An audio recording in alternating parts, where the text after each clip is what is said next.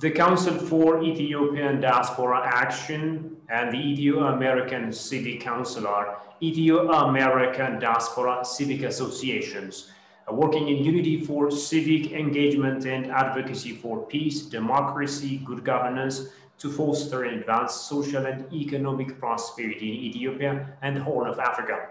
The councils are due to hold a global Ethiopian Diaspora Virtual Forum on February 28th. In this regard, I'm going to spend some time with Alamayo Abebe and Tebabu Asafa to stay with us. Greetings from Ethiopia and welcome to this program. Thank you. Now, to begin with, let's talk about the councils. Can you tell me what they are and what they're about? Can you bring us up to speed? Yes. First of all, thank you so much for ETV and Ato Shifarra for giving us this opportunity. And CIDA, which stands for Council for Ethiopian Diaspora Action, and EACC stands for Ethiopian American Civic Council. And these are the two organizations, sister or Ethiopian Diaspora Civic Association, who are working in unity for the engagement and advocacy for peace, democracy, good governance in Ethiopia, and foster advanced social and economic prosperity in Ethiopia. And CIDA has been established the past 4 months. When we had September 30, Ethiopia is going to be, in a crossroad. We had that big event all over the world, and we had a very successful event. Mm-hmm. And then in the second event, we had the Trump administration holding the $130 million for GERD. And then we had another, organized event. And then the third time, when we had the Northern Army was attacked by TPLF, we had that organizing events.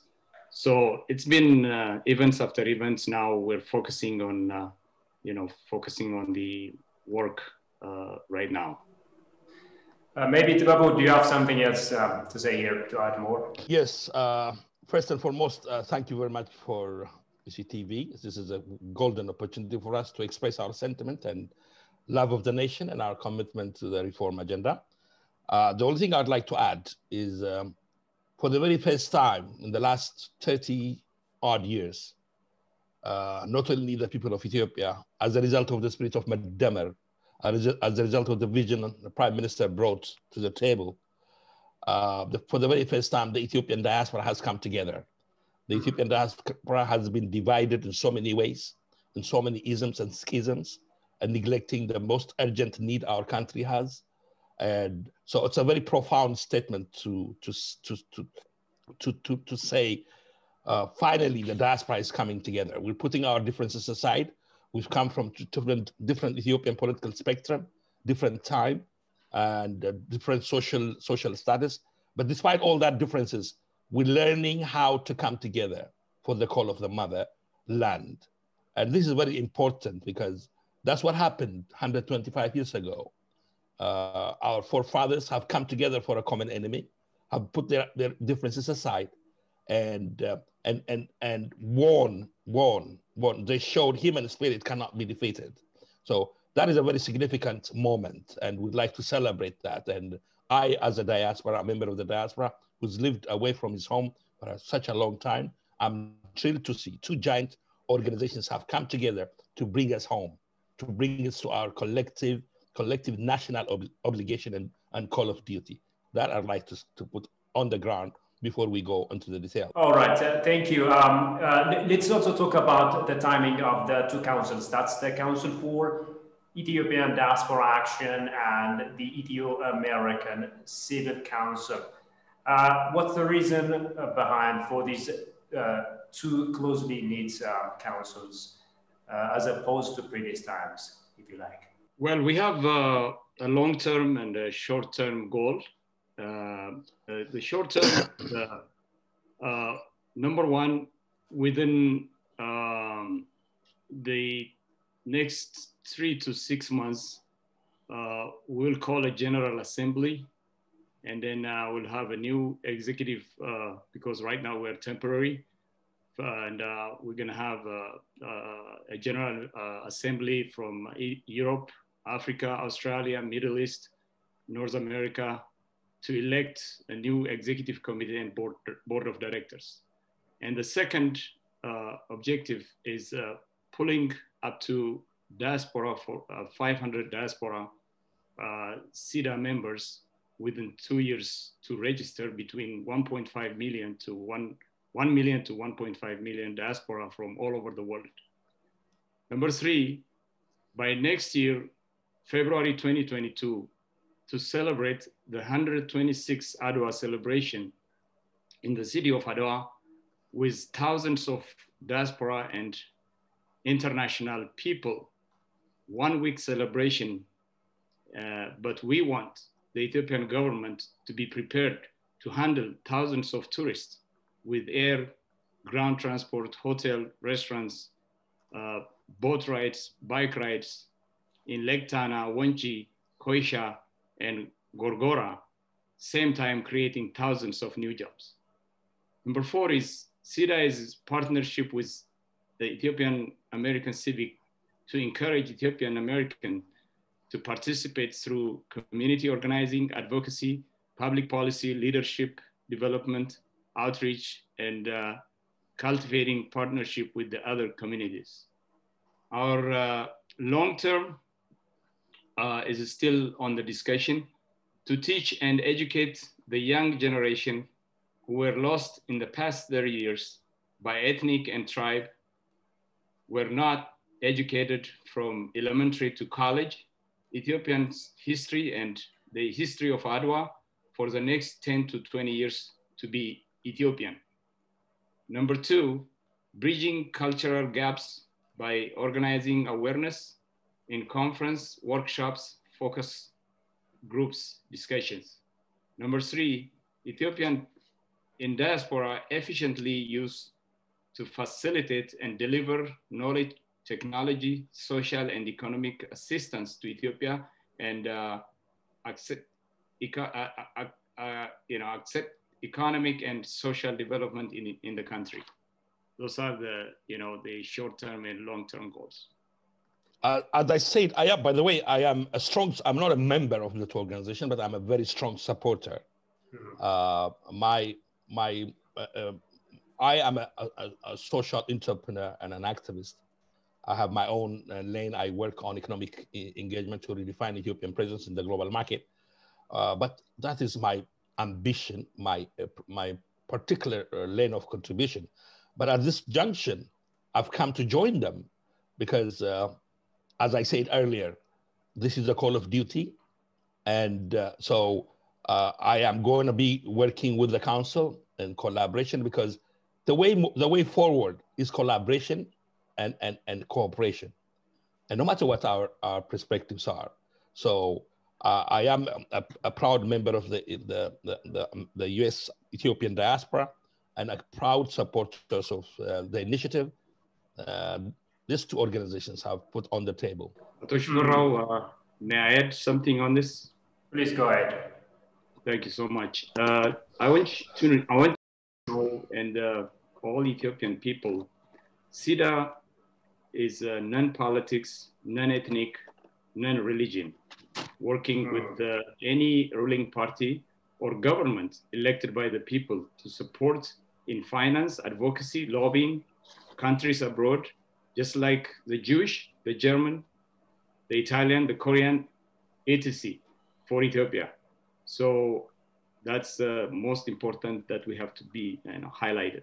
Now, you are also due to hold the Global Ethiopian Diaspora Virtual Forum soon.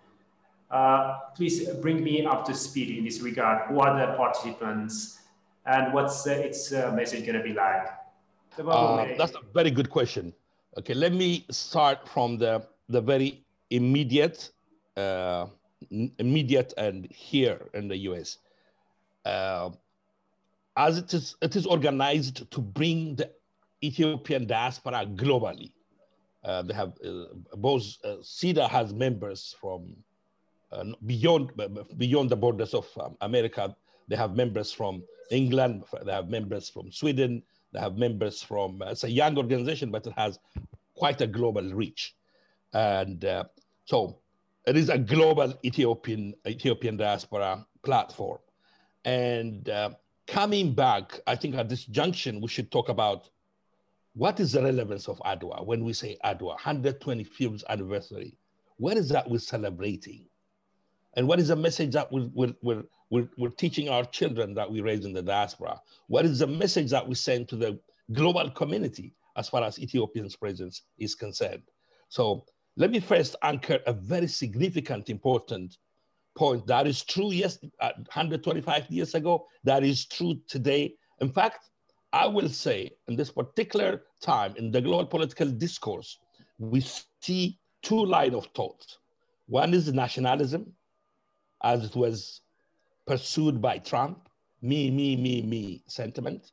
And the other one, I'd like to underscore this, is a voice and a philosophy labeled as Meddemer, coming together.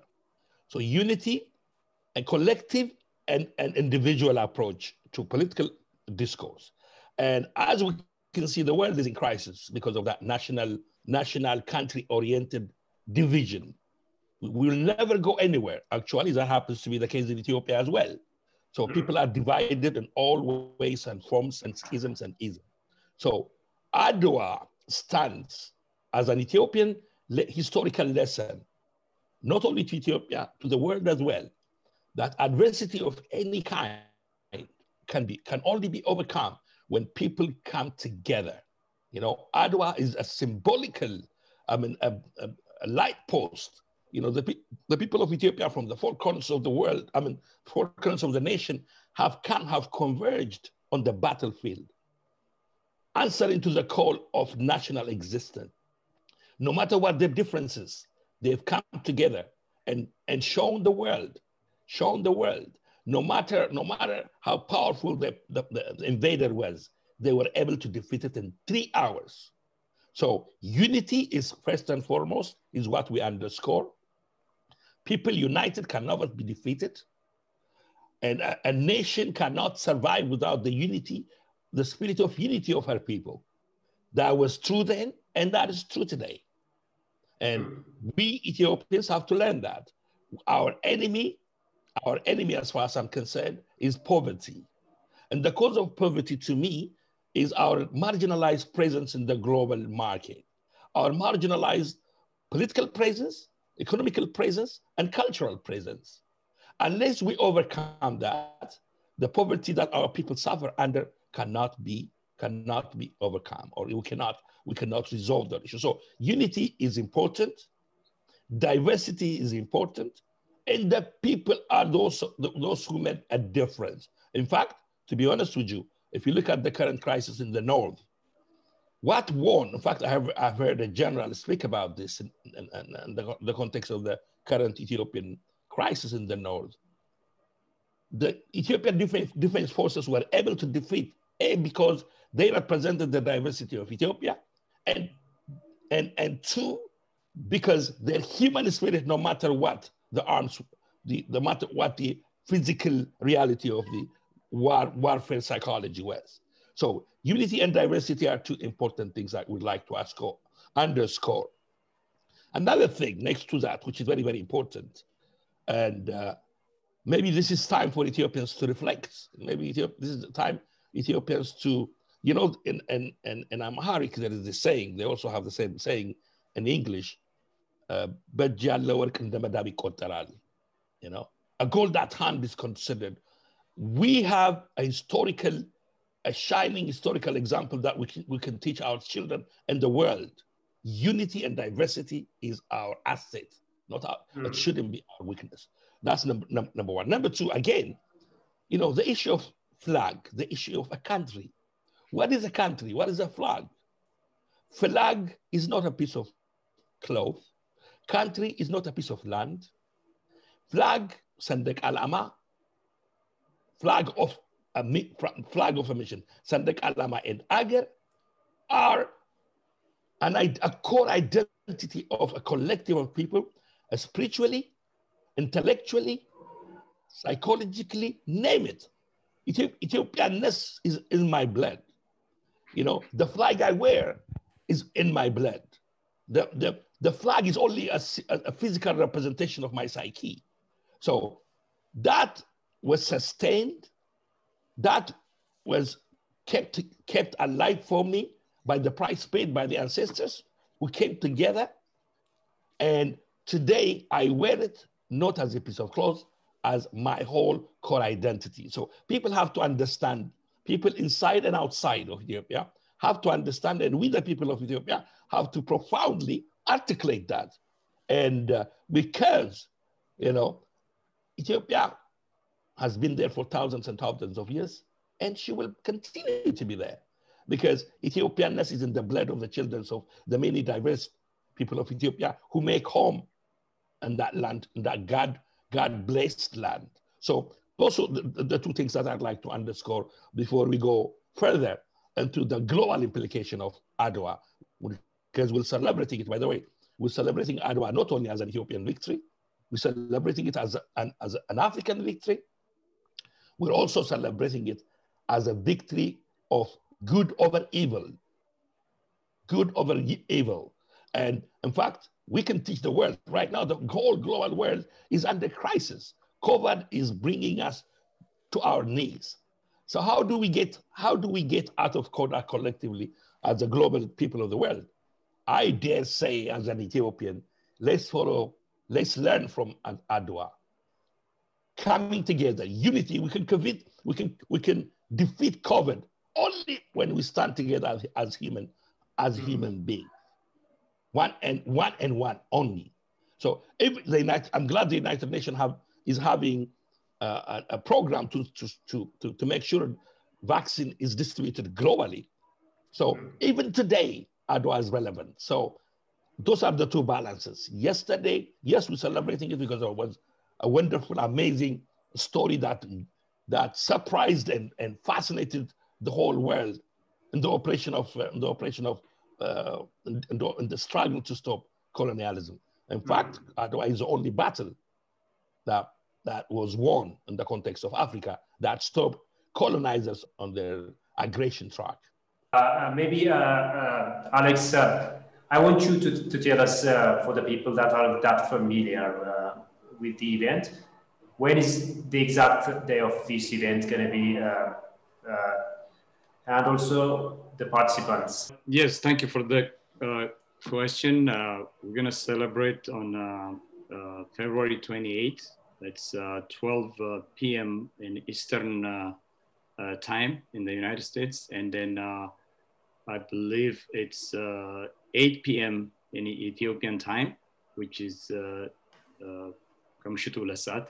So, and then there will be dignitaries from Ethiopian dignitaries and also from African leaders and congressmen and senators from the United States and ambassadors, and so many officials will be participating in the meeting. So it's going to be a big event for about probably 4 to 5 hours on that day. How can this popularize the victory of Adwa more among the Black people, the Black Americans, especially in the context of the fight against oppression, or in the context of the Black Lives Matter movement? Yeah, that is a very good question. Yeah. Where shall I start? Okay, let me start from Pan-Africanism.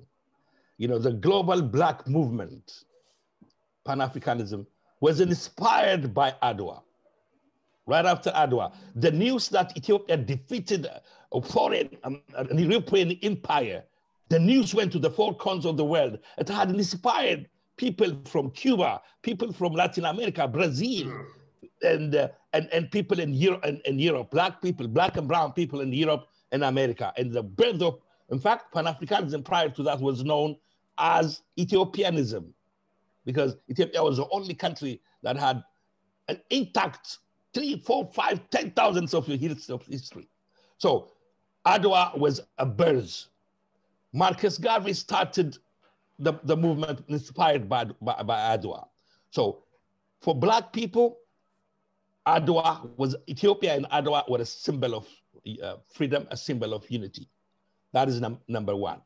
Number two, currently, I'm glad you mentioned Black Lives Matter.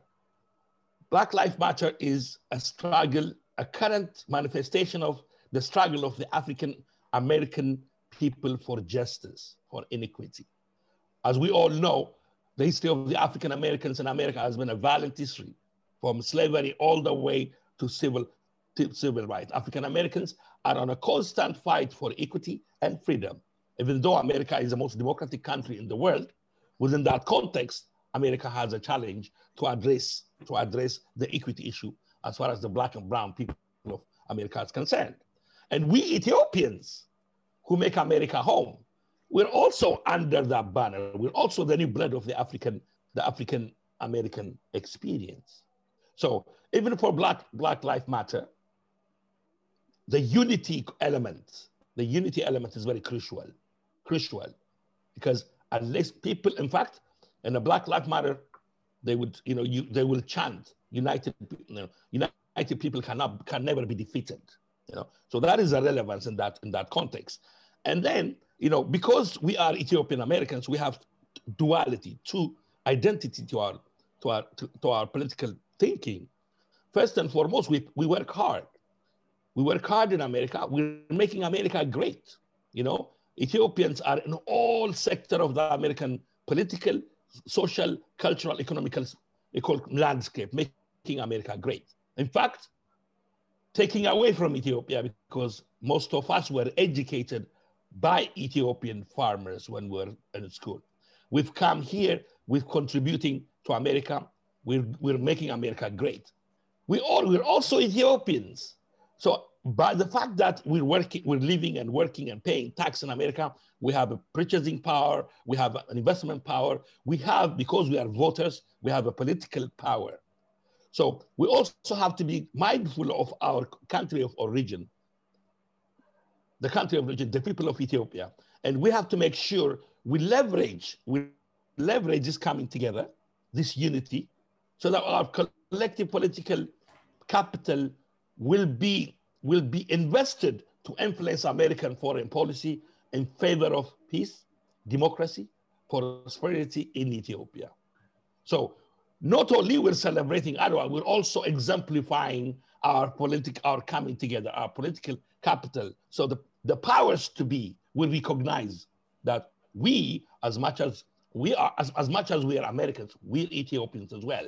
So our Ethiopian American identity is going to be implemented or utilized or exploited to bring, just like we made America great, we also want to make Ethiopia great. So we can influence American political policy, foreign policy, not only to Ethiopia, but to the region as well.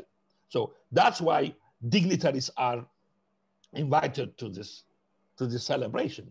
They recognize Ethiopia as a sovereign state. Ethiopia is a historical country. The people of Ethiopia are proud people. They have a sovereign right. They have to be respected. That is first and foremost. And then because the well-being of Ethiopia is the well-being of the world, the well-being of America. Ethiopia's interest is America's interest, because we all want to live in a democratic framework. We all want to prosper economically. So even in that context, this is when we flex our political capital, because so far we've never done it because we're divided. By the way, a lot of Americans, African Americans, even white Americans, scholars, historians, know the significance of Adwa. We just haven't used it. We just haven't owned it. We just haven't owned it and proudly announced it and asked the respect Ethiopia deserves for that. So even from the history to our political reality in the US, Adwa is a fire that we can count on. If I may, I wanted to add something in terms of to Baba, my colleague, has been saying so many times about this coming together. It's amazing. I've been here for 40 years, and I never seen organization flooded and have a big name in a short time like SIDA, because I've been involved with so many organizations, and they last maybe a year or 2 or 3 years, like any political organization, they disappear. But SIDA has gotten a good name, and our plan is to have we have located about 147 organizations all over the world. So far, we have almost 40 organizations working together. And our goal is in the next 2 years, trying to reach those 147 organizations and put 2.5 to 3 million Ethiopian diaspora all over the world, and then have a good political, giving political pressure to the countries like Europe and America, and then to have a good finance to support Ethiopia. We're planning to do a lot of those individuals to be involved in Ethiopian politics, in Ethiopian and activities, knowledge, technology. So that's our long-term goal, because I've never seen organization that's getting together with humble and very open-hearted people getting together, especially in the past 2 weeks. It's been very, very amazing people. The Ethiopian civic organization and SIDA has our long plan is to work together to merge one, to show the world one organization and one focus. So that's our plan is. So hopefully in the next 2 years, we're gonna have a good progress. I've lived away from Ethiopia for a long time. I left at a young age. I don't want to tell you how old I am by telling you when I left, but I left a long time ago. But despite the fact that I left a long time ago, I'm an Ethiopian. I'm an Ethiopian American, but my fire is Ethiopian. And I want to pass that to my children I raised in America. Ethiopianness. So because, here in the US, there's a lot of absurdity. There's a lot of cultural battle. Racism is an evil thing to fight. Racism will make people feel less. And my fight in racism, not only to my children, to racism on a larger scale, is to showcase the beauty and the freedom and the culture and the story of Ethiopia. So celebrating this thing, I want my children to grow proud. I don't want nothing to diminish their psyche, even to build the psychological, spiritual humanity of my children. I have to celebrate Adwa in the global stage. That is first and foremost important. Quickly, let me, these two organizations are new, but they're not new, especially the civic, they've done for the last few years, they've done an amazing job doing advocacy on Capitol Hill in the interest of Ethiopia. And they've repeatedly challenged the US government, the US Congress, to recognize Ethiopians' sovereignty, to recognize the aspiration of the Ethiopian people. As Americans, they've cashed on their political capital to do advocacy for the cause of Ethiopia. So the Ethiopian American Civic Council has shown a path to the diaspora on how we can cash this unity. We're not only celebrating it, we're going to cash it moving forward. In fact, let me personalize it. As I said earlier, I'm on the economical lane. For the last 15 years, I have worked to introduce a new international trade geared towards development to provide Ethiopian farmers and producers organized collectively to have a fair competitive chance in the global market. You know, after unity, when we unite, we're going to resolve the biggest challenge that we face as a country. But that's not the end. That unity has to be cashed. For instance, if God comes and blesses us today, and all this bickering and fighting dissolves in Ethiopia, if we can all stand as one, we're only able to overcome 40% of our problem. 60% of our problem is our marginalized presence in the global political, cultural, economical landscape. We win on that battle because Ethiopia doesn't live in isolation. Ethiopia lives in the global world. And the outside forces, the external forces are also some of the many challenges Ethiopia faces. So by celebrating Adwa, politically we come together. Culturally, Ethiopia will be respected. And then we will have an economic space where we will be able to channel our investment, our purchasing power to grow Ethiopian economical footing or space in the global market. What do I mean by that? Let me give you a figure. Currently, 110 million Ethiopian people get only $3 billion from the global market every year. 110 million people only get $3 billion by selling whatever we sell in the global market. And our need is $14 billion. So there's a big deficit there. So how do we overcome that? Okay, when we come together, when we learn from Adwa and come together as one, when we stand proud in America with our political capital sharpened, our cultural presence, Ethiopia respected, now we have a good shot at growing Ethiopian economy and in America and the global world. We are 2 million in America, right? Every Ethiopian diaspora has a year, $10,000 a year capacity on a purchasing and investment power. $10,000 can be directed from the income of the diaspora towards purchasing and investment. Which means if you multiply that, 2 million by 10,000 a year, that is $20 billion investment power. 2 million Ethiopians living abroad have $20 billion, and we're buyers, we buy, we consume, and 110 million people only get $3 billion a year. So how do we resolve this? First and foremost, we have to stop bickering and fighting, come together as one, and respect our motherland and the price paid to sustain us, and get wise and come together and invest in the global market. Do we know, right now, we sell coffee, green coffee. If you type on Google and say, who makes coffee from the global world?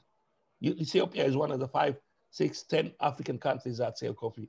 But if you ask the same question and say, who is making from the global coffee business, which is $100 billion? Oh, they're all Europeans, America, Switzerland, Italy. Italy is known for coffee in the world because she took coffee from us and introduced it to the world. So we Ethiopians have to wake up. We have to respect and appreciate our oneness, our great history.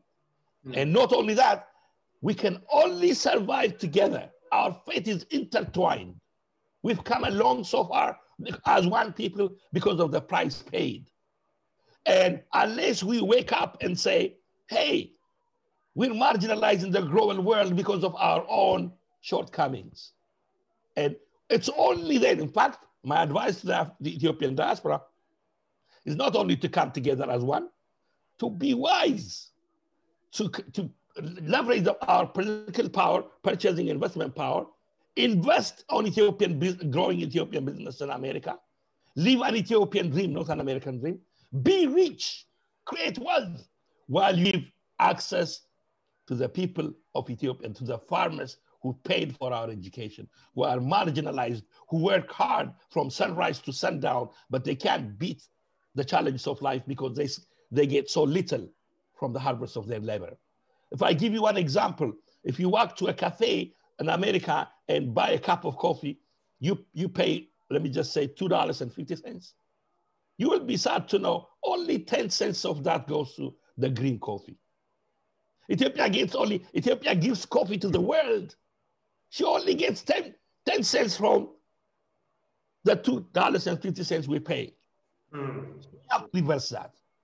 We have to take our coffee and partner with our farmer, bring it here, roast it, pack it, sell it to the consumer, and make sure our farmers get a good deal. By the way, that's how the world works. If you walk into a grocery store in America, the wine comes from France, the whiskey comes from Scotland, the cheese comes from France. Everybody sells. In fact, Israel sells tomato, you know? So we have to wake up. Ethiopians have to wake up. And we have to start bickering and fighting and respect our national identity, respect the ancestors who paid dearly, and take advantage of, get our rightful place, leverage our political capital, invest, create wealth, and be dignified. So Adwa means all that to me. Adwa is in my blood. Adwa is my mission. Adwa is my religion. Adwa is what my psyche, my fuel, my jet engine. And I'm gonna make sure my children know that because it has been passed to me from my ancestors. And Ethiopia will continue in my spirit. You know, the whole world is the eye, especially now after Dr. Abiy came into power, the whole world is on Ethiopia right now. The reason is because Ethiopia has been not colonized for so many centuries, and all these African countries have been colonized. So the Europeans and Americans are dividing the country. You go to Angola, you go to Sudan, you go to all those countries, Ivory Coast, you go to Nigeria. They are creating war among themselves, just like they do in our country, between Egypt and Ethiopia. They wanted the power to loosen the power, so that way they don't be, very economically strong. So they're not going to fight because they want to take our raw material, just like my friend said. They want to take that for free. Look at, for example, uranium.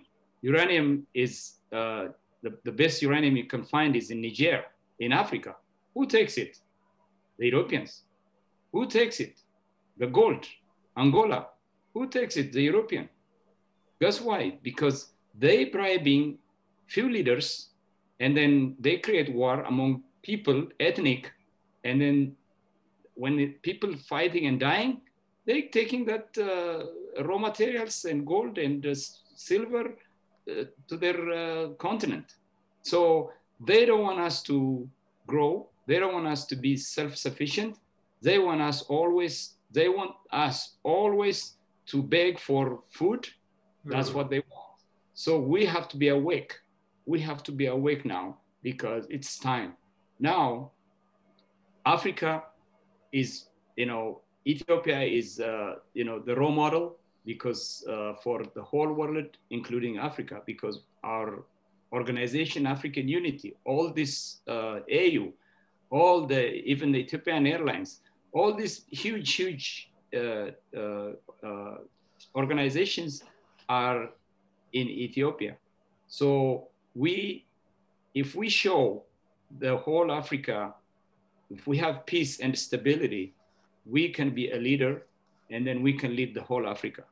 So our people, especially politicians, they should stop bickering. They should stop dividing the people, even the social media, like you guys.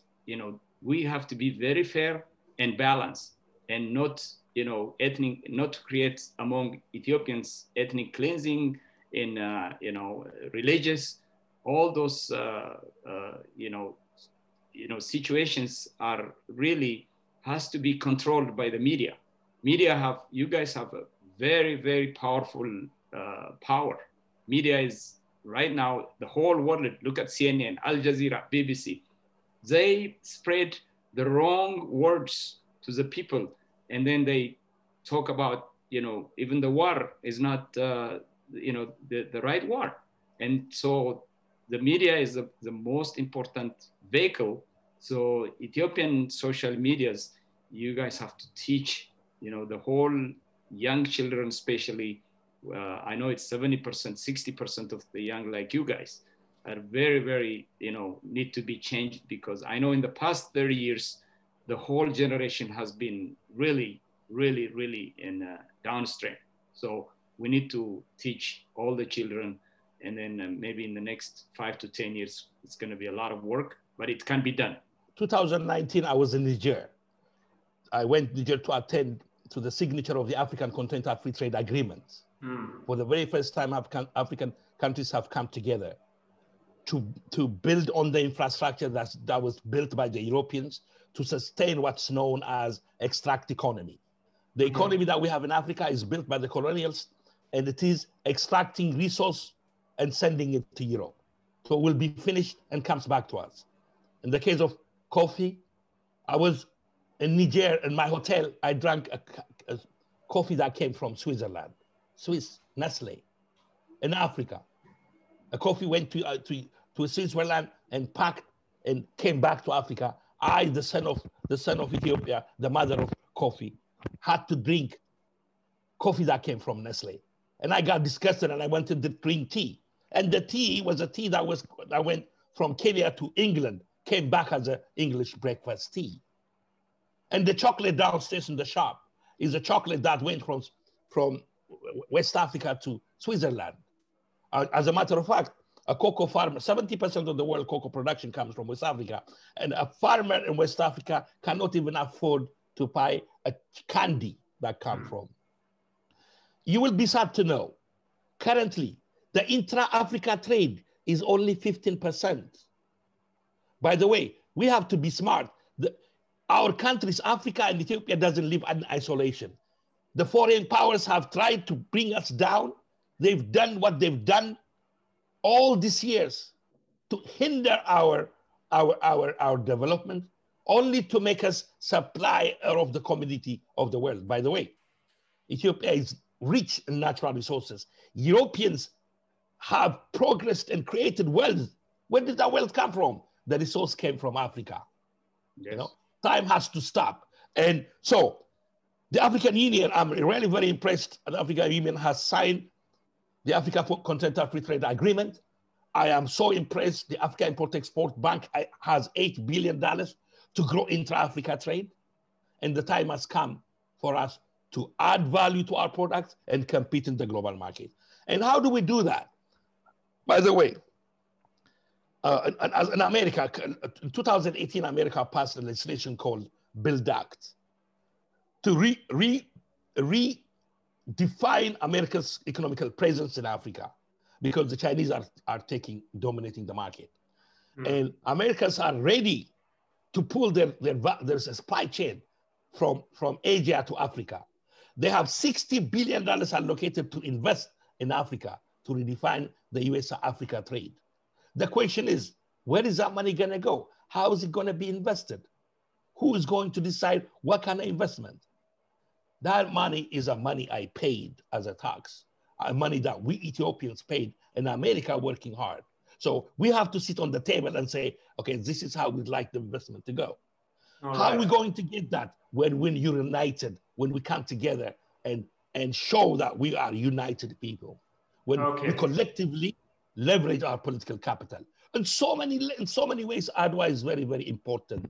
Unity is very, very important. As both of you know, Ethiopia had to stand alone at the United Nations when Ethiopia presented its case of the invasion by Italy. And currently, Ethiopia's voice seems to be overshadowed or swallowed up, if you like, in the United States of America, when it comes to its stance of fair utilization of waters, the Nile waters, especially when it comes to the Grand Ethiopian Renaissance Dam. Now, tell me, what are your councils doing in this regard, especially to help properly propagate Ethiopia's stance of fair utilization of the Adwa waters? Of course, this is very, very crucial and very important, because if we don't solve the Nile and the GERD situation, our economy is, aligned with the water. If we don't have no water, because we know that 80% of our people don't have no electricity. And of course, the Egyptians, they have 100% electricity, and that's unfair. So no matter what it is, the Ethiopian Civic Council is pressuring the lawmakers, like the senators and the Congress people, as we speak right now. We have so much twittering and so many dialogues going on, in the political ground. So on the ground, they are working so hard day and night, and I really, really appreciate, this group. So they've been working for the past 5 years with their own money, with their own time, with their own everything, and 24/7. So we're working so hard to, the US to not to ally with the Egyptians, and to make sure we have the sovereignty to use our own water, and that's unwavering. So because this GERD has been built by the farmers of the local Ethiopians' money. So no matter what it is, diaspora, we are helping, at any time to finish this at the final level. So hopefully we will. We started, this project, and we'll finish it. This project, and I'm 100% confident. We're working so hard on this issue. Tababu, would you like to add something here? Oh yes. This is very crucial and important. We've done a massive mobilization. The two organizations and many other Ethiopian diaspora leaders have come together as one to influence the American foreign policy. Actually, let me speak as an American, in fact, for a second. It is America's foreign national policy. The US foreign policy is based on democracy, basically democracy and good governance, economic development in America and in the world. Economic development. So from that perspective, it is very important for America to support Ethiopia's interest on the usage of the Nile. Ethiopia sits on the Horn of Africa. Ethiopia is a very strategic member of the world community and a strategic partner of the US with 100 years of diplomatic relationship. And if we look at the fact on the ground, first and foremost, actually, exploiting the natural resources within her boundary, it is Ethiopian sovereign rights. Just because for a lot of foreign external obstacles, Ethiopia did not utilize that, doesn't mean her sovereign rights will be denied. First and foremost, that has to be anchored.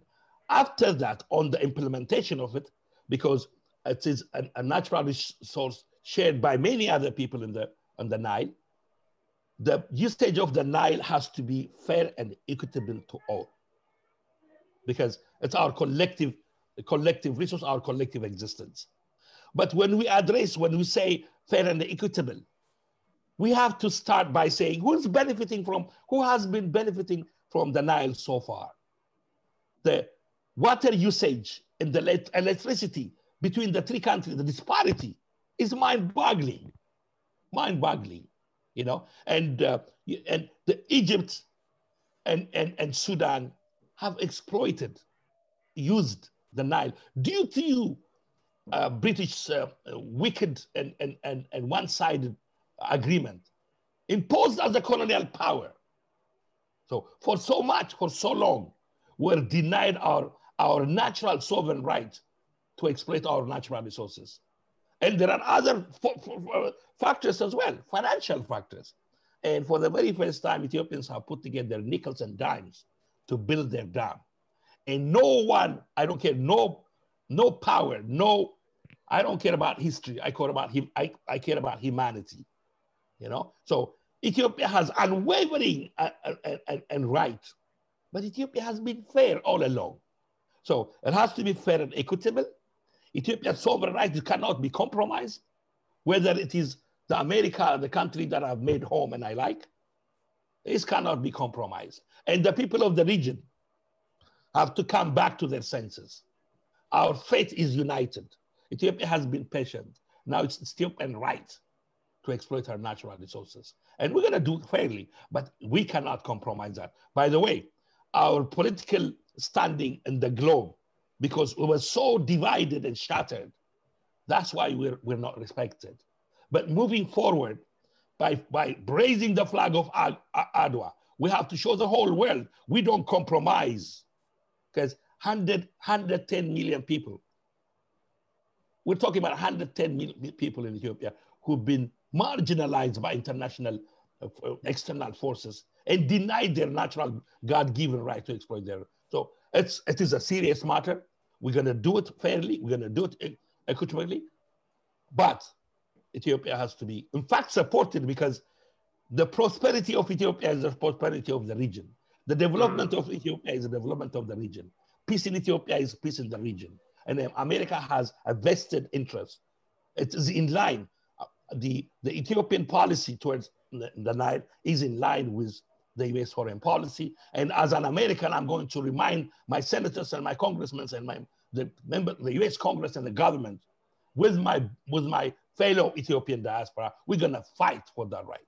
So far, we're fragmented, but we're coming back to our senses, and we're going to grow this unity.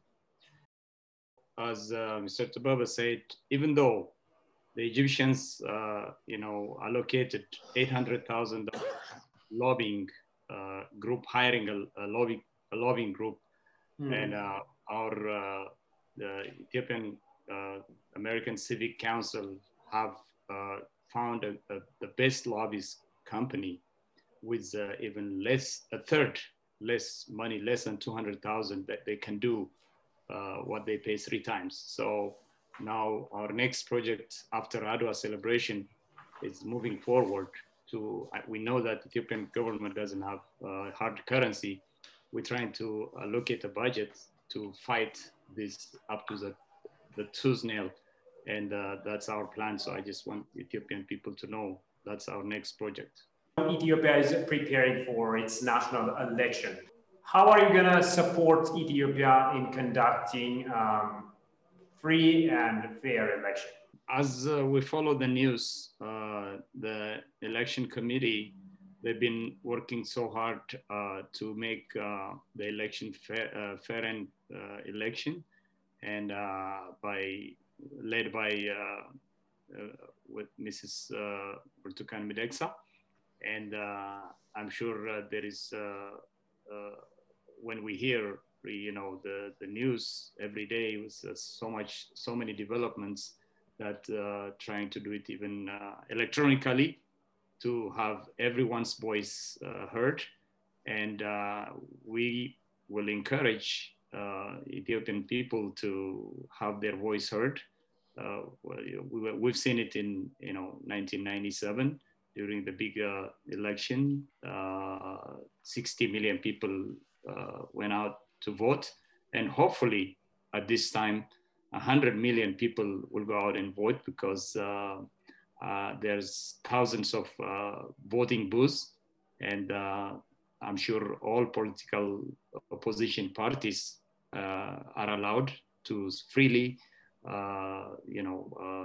put their political agenda, and then make sure they are communicated, and then have a fair safety safety is the most important issue. I'm sure there is remnants of the TPLF here and there, and but hopefully during election in any country there is always this kind of situation. We shouldn't be very alarmed, but we have to do that safety for the people who are running, to do campaigns. They have to be very safe. Government has to give them, protection, and that's the most important thing. So we don't, that those things don't happen, frequently. So that's what we can say. Thank you. Mr. Tavawu? Let me qualify this by saying, I am an Ethiopian American, and I have to be careful and not interfere in the country's election process. But this is what I will say. For the very first time in the history of Ethiopia, here comes a chance for Ethiopians to do a very authentic, so many elections have been conducted, but they're all questionable elections. For the very first time, everybody's there, everybody's ready, everybody's mobilizing. And I just say it has to be fair. Everybody has to be given the opportunity to say what they propose. They have to propose to the people. It's the people's voice. It has to be fair, and also have to be careful here, because even in America, election is very controversial. Nothing is perfect. We just have to work with what we have. And it has to be a fair game. It has to be equitable, and everybody has to play by the rule. In fact, what fascinates me is Ethiopians are getting a chance for the very first time to exercise the power of democracy. That itself is an achievement. Who wins is the will of the people. But we have to nurture this opportunity and grow it, and stop looking at the problem and the issue of what's in the glass and what's missing in the glass. We have to appreciate what's in the glass and keep working to fill the gap. And I advise all the players to be fair. I advise the government to be fair. I advise the people to vote their voice. For the very first time, Ethiopians have come together to show that we can vote, we can exercise our human right and vote what kind of political system we want. So that opportunity has to be given a chance. And I am very hopeful. I'm very excited. I've never seen anything like this in Ethiopia. And I want to make sure it's fair and equitable, and everybody has access, and everybody is given an opportunity to express what their vision is. And their vision has, one thing I want from the political parties is we have a problem. Problem is poverty. What is their vision to bring our people out of poverty? And I also want to remind them, Ethiopia doesn't live in isolation. I also want them to have a global vision, because Ethiopia is a country among many. The reality, the geopolitical reality, politics, culture, economy of the world shapes our reality. What is their vision? How do we compete? All this is on the table. So I am looking, I'm excited, I am hopeful, and I am grateful, in fact, to have this opportunity to see for the very first time Ethiopians will have a chance. I would like to thank you, one individual, about the architecture of this 125th Adwa celebration by creating, organizing, writing from scratch. Give thanks and credit on behalf of SIDA and ESCC, Ethiopian Civic Organization, on behalf of Ethiopian people, Mr. Alabacho Desalegn from United Kingdom, who is currently working in the Ethiopian Culture Collection and photographer. I want to thank him because he has done so much work with us, and he's. I wanted to everyone to give thanks to him and keep up the good job. And also, I want to thank you, Atosh Farrao and the ETV, for giving us this opportunity, and we appreciate it. Thank you. All right, Alamayo and Tilabu, thank you so much for your wonderful perspectives. And I hope we will meet sometime again, and keep up.